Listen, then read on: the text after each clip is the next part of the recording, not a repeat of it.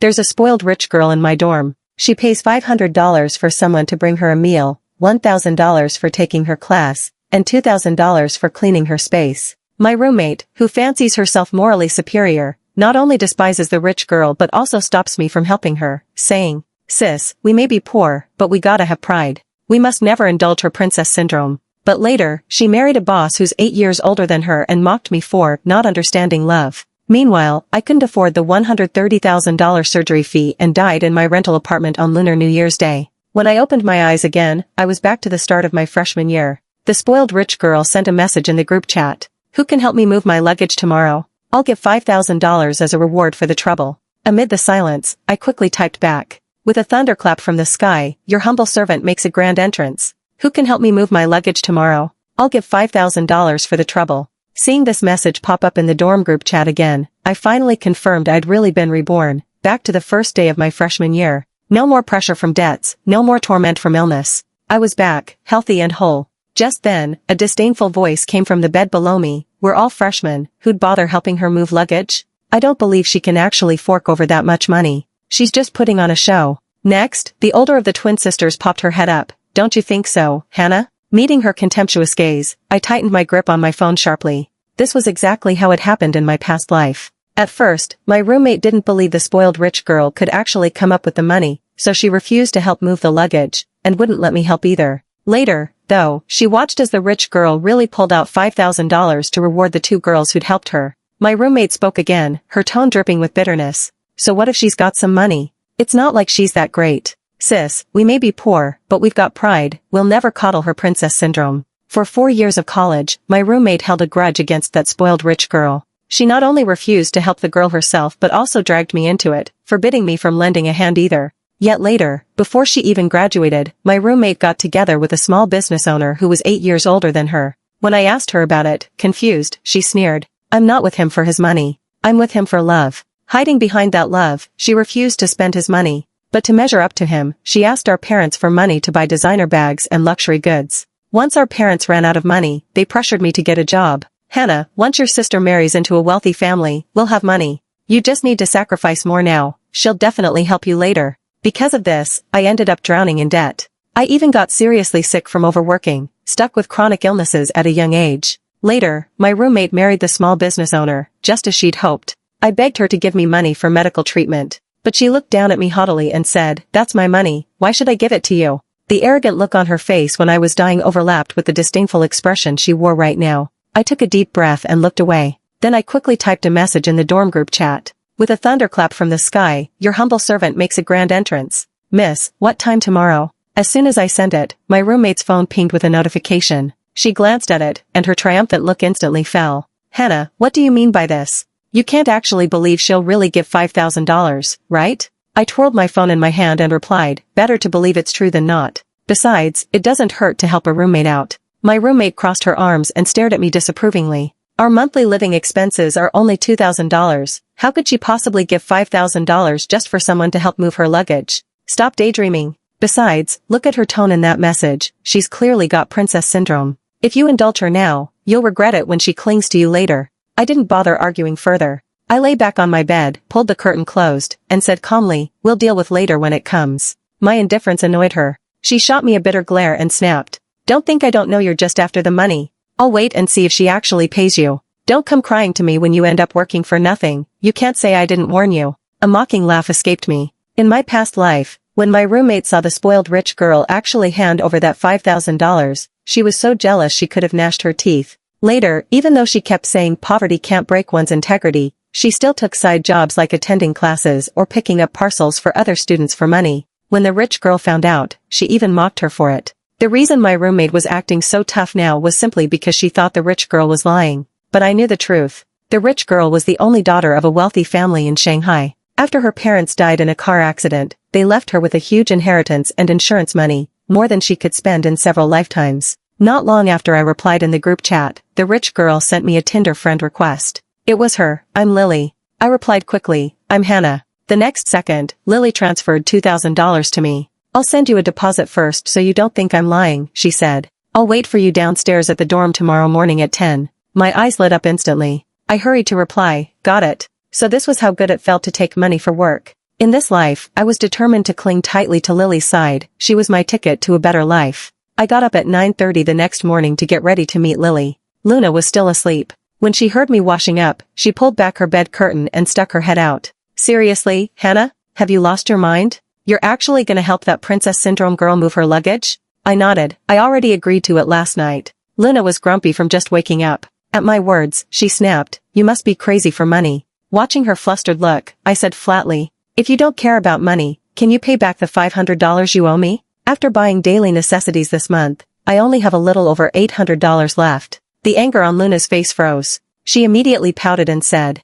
"We're blood sisters. What's wrong with me borrowing a little from you when I'm short on cash? It's not like you can't get by if you tighten your belt a bit. Mom and Dad will send you your living expenses next month, right? Hannah, you're willing to help strangers, but why are you so harsh on your own sister? Besides, what do you need so much money for anyway? It's not like you're going hungry or lacking clothes." I didn't bother arguing further and just emphasized, "If you're not the harsh one, pay me back my money. It's mine. I don't need you telling me how to use it." "Money, money, money. You're so obsessed with it," she fumed. "I never thought you'd be this vulgar." After saying that, Luna slammed her bed curtain shut, refusing to talk to me any further. I stared at the closed curtain for a few seconds. Then I turned around and opened her wardrobe. Luna and I had been sisters for 18 years. I knew her inside out. She was always sneaking money from our family, sometimes $10, sometimes $20. She took small amounts each time, so our parents never noticed, and she'd hide the money in the secret pocket of her small crossbody bag. I counted out $500, stuffed it into my pocket, then opened the dorm door and headed downstairs. Our dorm was on the 5th floor. Lily was already there, standing in the stairwell fanning herself. "Lily? I'm Hannah, the one who said she'd help you move your suitcases yesterday," I said. Lily didn't even glance at me. She just nodded and pointed at the mountain of luggage behind her. "Good, you're here. All my stuff's right here. Carry it up for me." Ugh, the dorm manager is so annoying. She wouldn't let my housekeeper come up, so I had to find someone last minute. Lily had so much luggage, I made 6 trips to carry it all up.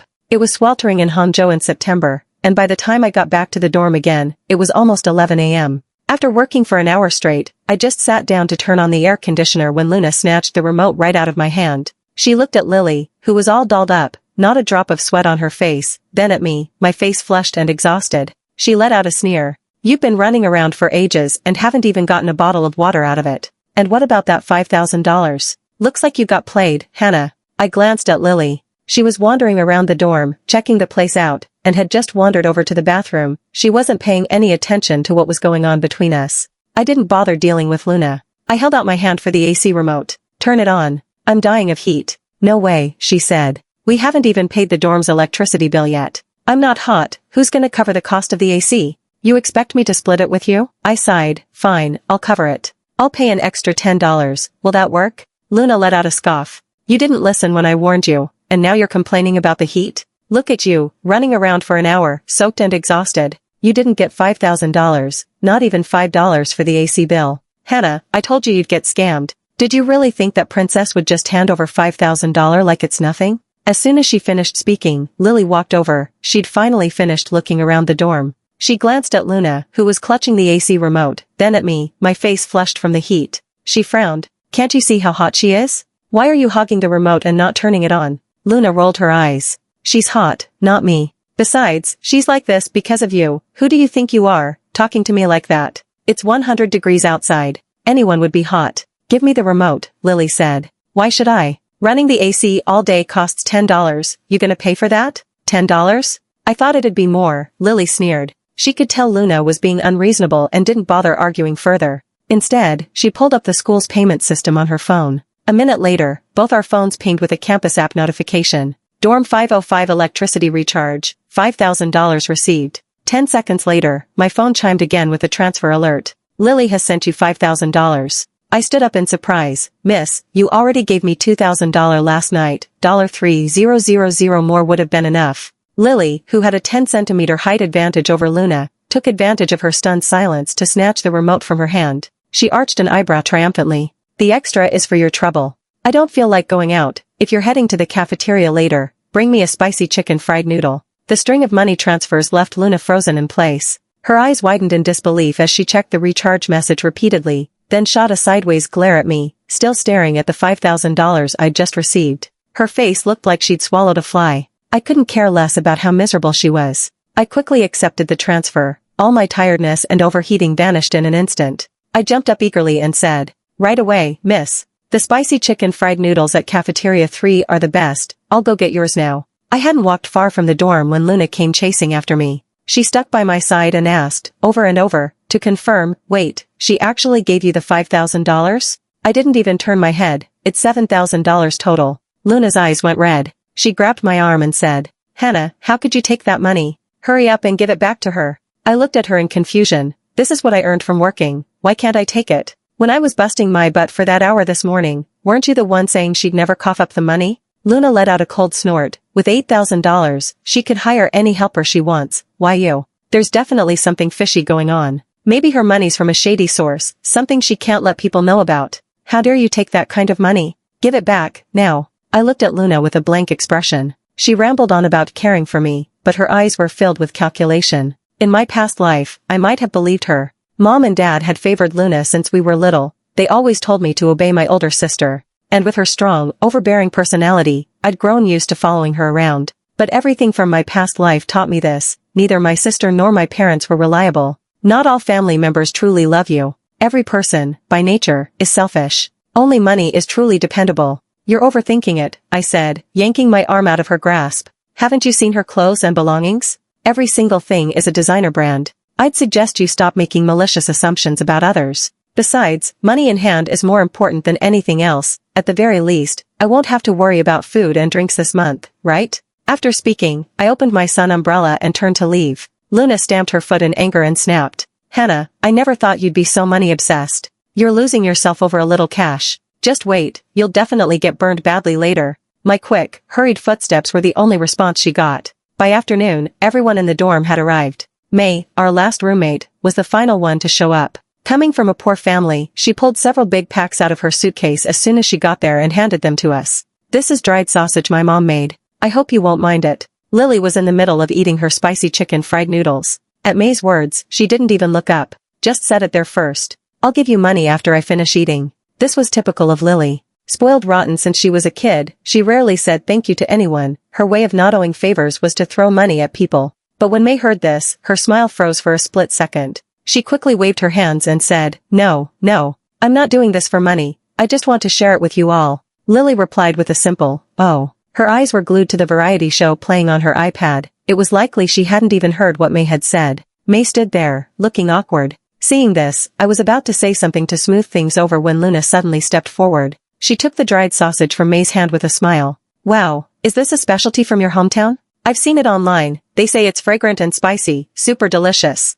Your mom is so sweet, please thank her for me." May looked instantly touched, like she'd found a kindred spirit. The two of them started chatting warmly right away. Then, Luna suddenly shifted the topic. She shot Lily a glare and said, "Some people are just so rude. Does having money mean you can dismiss other people's kindness like that? If it were me, I'd never trade my mom's homemade dried sausage for any amount of money." The only response she got was Lily's loud laughter as she kept watching her variety show. Fuming, she rolled her eyes and was about to snap back. When I spoke up calmly, Lily didn't mean anything by it. Seeing me take Lily's side, Luna immediately turned her anger on me. "You took her money, so of course you're defending her. Hannah, how come I never noticed you're such a yes man?" May watched as we seemed ready to argue, panicking and fidgeting with her hands, not knowing what to do. Just then, Lily finally finished her noodles. As she cleaned up the table, she spotted the dried sausage. Letting out a small huh, she turned to May. "You're May, right? I sent you a friend request." May hurried to accept it. The next second, Lily transferred $1,000 to her.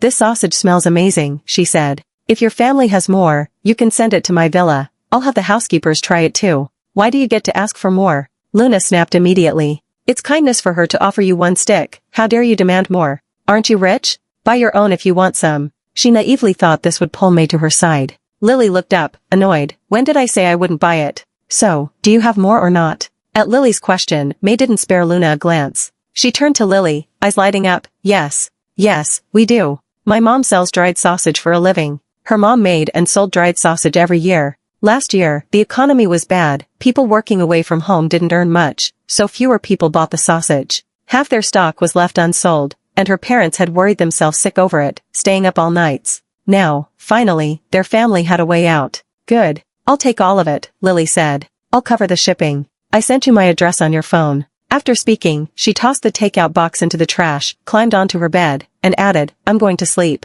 And you, whoever you are, keep it down. I don't want to hear you yelling anymore." Luna stared fiercely at May, then at the $1,000 that had just appeared in May's phone. Her eyes turned red with anger, again. After that incident, Luna started ignoring May and me, unilaterally cutting us off. She stopped asking me to go to class or eat together. Instead, she paired up with a poor girl from the dorm next door. Then one day, when the girl learned Luna and I were sisters, she asked confusedly, "Why don't you hang out with your sister?" At that, Luna let out a scoff. She spoke loudly on purpose, making sure I could hear. "She's climbed up to a higher place, she doesn't recognize me as her sister anymore. Some people only care about money, what can I do? I can't stoop as low as she does, can I?" The girl whispered, "Huh? Really? We're all college students, how could something like that happen?" Her words trailed off just as Lily walked in from outside, her face dark with annoyance. "This elective is ridiculous. I randomly signed up for some health class, thinking I could just get someone to finish the online coursework for me. Who knew I'd have to attend in person, and practice that stupid Bajuanjan?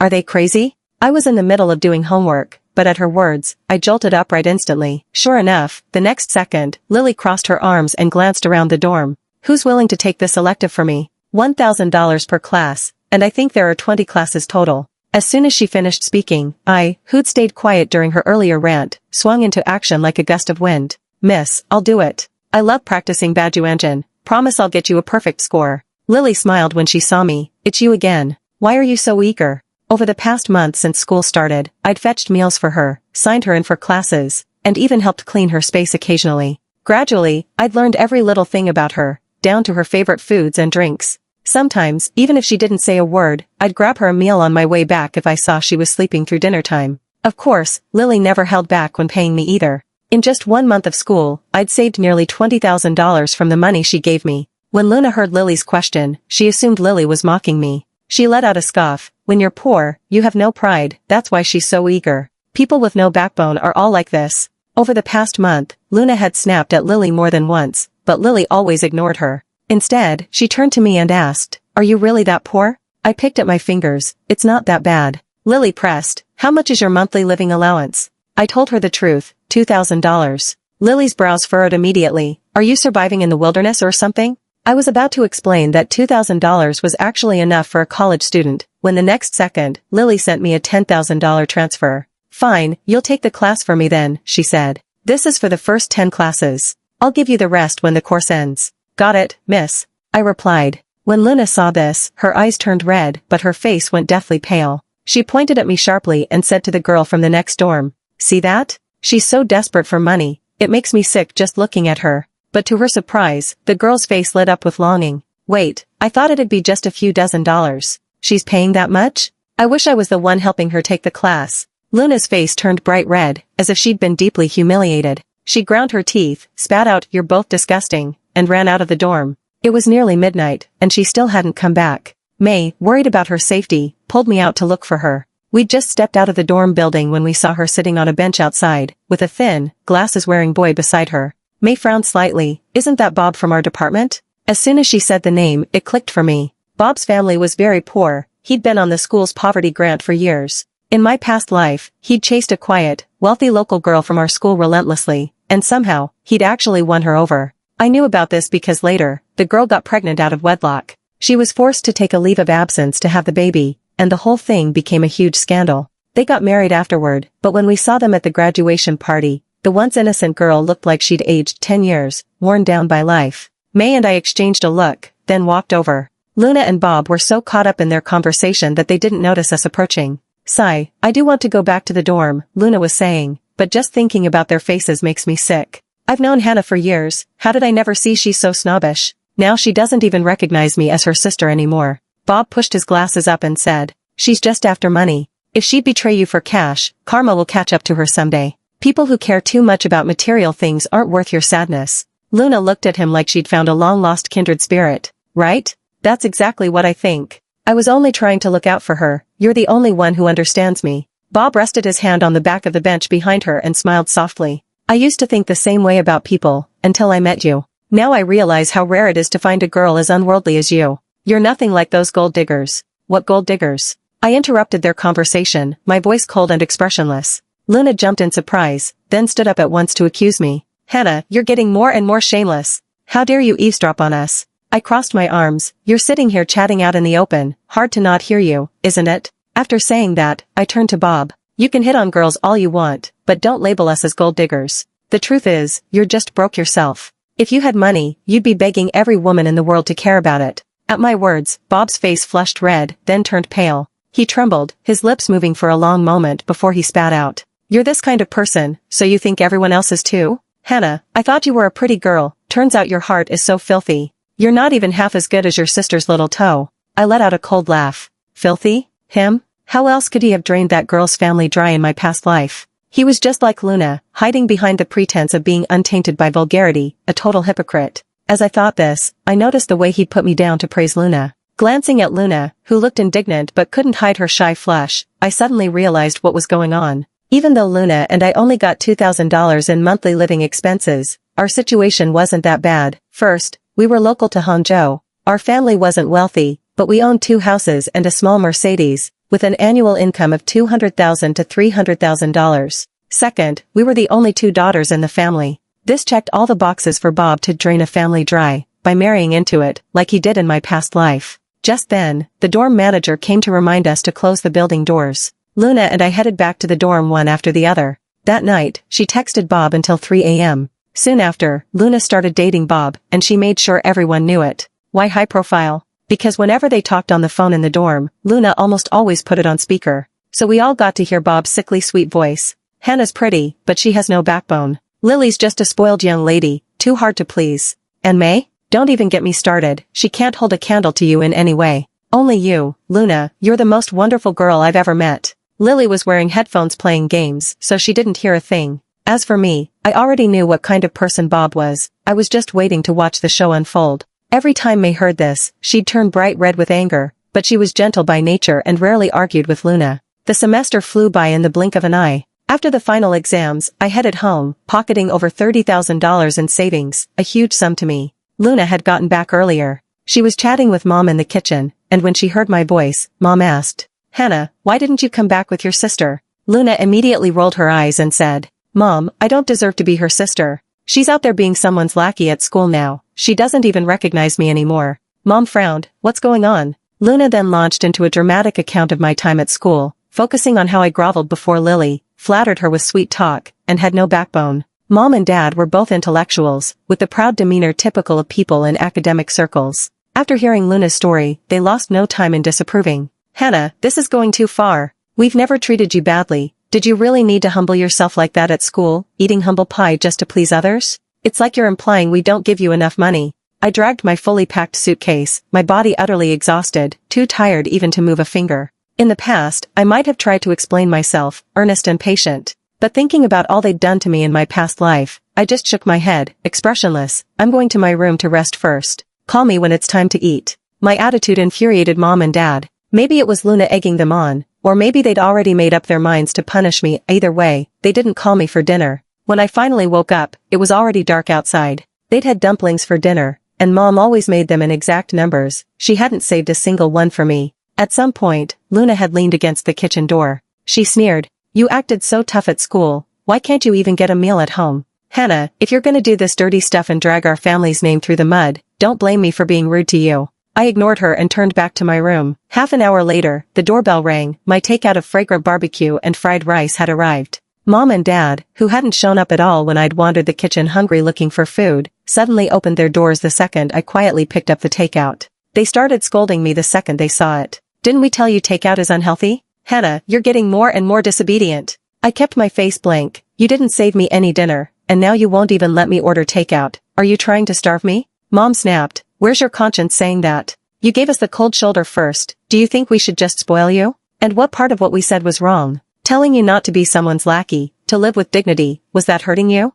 Dad nodded along. Hannah, you were never like this before. That money's clouded your judgment. Hand over all the money now. You're just a kid. What do you need so much money for? Luna crossed her arms, chiming in triumphantly. Yeah, people get arrogant when they have money. You don't even listen to Mom and Dad anymore. Hurry up and give the money back. I looked at them deeply. They kept saying it was for my own good. But where were they when I lay in the hospital bed in my past life, desperate for money to treat my illness? My knuckles whitened as I gripped the takeout bag, veins popping on the back of my hand. I earned this money with my own work, why should I give it to you? Because we're your parents, they shouted. If that's the case, I said, then I don't want parents like you. Their faces dropped instantly. What do you mean by that? Dad roared, you're going too far, Hannah. How dare you say that? Get out. I'll pretend I never had a daughter like you. Furious, they pointed their fingers at me and yelled nonstop. I let out a cold laugh, grabbed my takeout box, and walked out of the house without looking back. The winter night wind was biting cold. I sat by the roadside and finished my takeout.